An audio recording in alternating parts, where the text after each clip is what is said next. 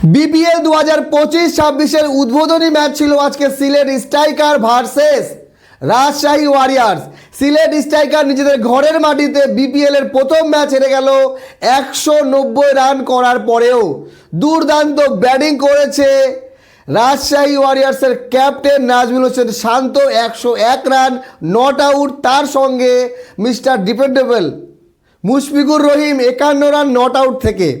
বিষয় হলো যে 191 রানের টার্গেট একেবারে কম না, কিন্তু সেই রানটাকে চেস করে ফেললো রাজশাহী ওয়ারিয়ার্স 19 ওভার 4 বলে 8 উইকেটের বড় জয়।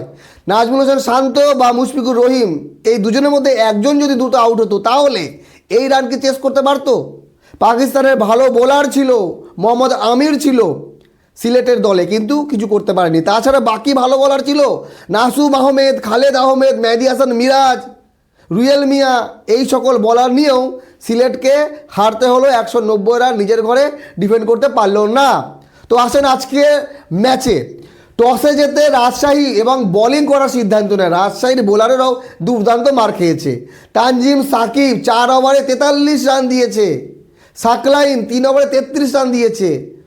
সিলেট স্ট্রাইকার্সের হয়ে সিয়াম আয়ুব 15 বলে 28, রনি তালুকদার 41 রান করে 34 বলে। এই জায়গাটা আমার মনে হয়েছে স্লো, কারণ রনি তালুকদার 34 বলে 41 রান করেছে, যেখানে মাত্র 4টি 4 মেরেছে, 30 বল 1-2 বা ডট খেলেছে।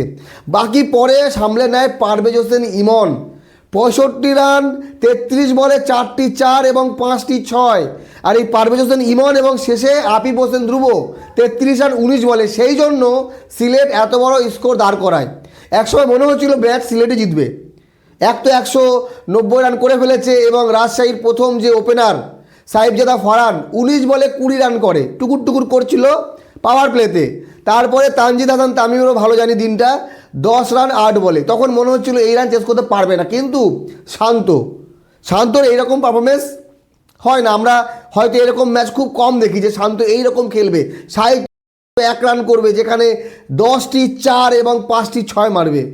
তো শান্তর যে এই ইনিংস সত্যি প্রশংসাযোগ্য। তার সঙ্গে মুশফিকুর রহিম 31 বলে 51 রান।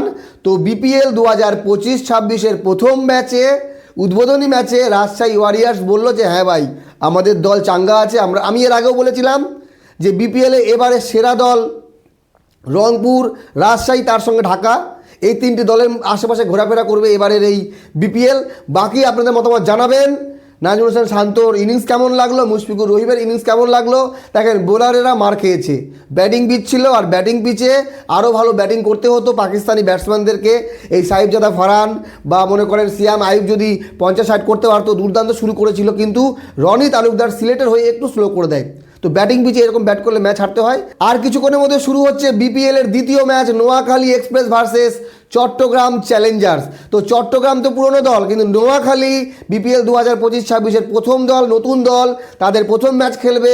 নোয়াখালীর দলটা আমি যেটা দেখলাম চট্টগ্রাম থেকে একটু ভালো প্লেয়ার হিসেবে, কিন্তু পারফরমেন্স যারা ভালো খেলবে তারাই মতামত জানাবে। নোয়াখালী না চট্টগ্রাম, আমার মতে নোয়াখালী জিতবে। বাকি আজকের যে প্রথম ম্যাচে দুর্দান্ত ব্যাটিং দেখালো রাজশাহী ওয়ারিয়ার্স, শান্ত এবং মুশফিকুর, এইরকমটা কিন্তু প্রত্যেক ম্যাচেই করতে হবে।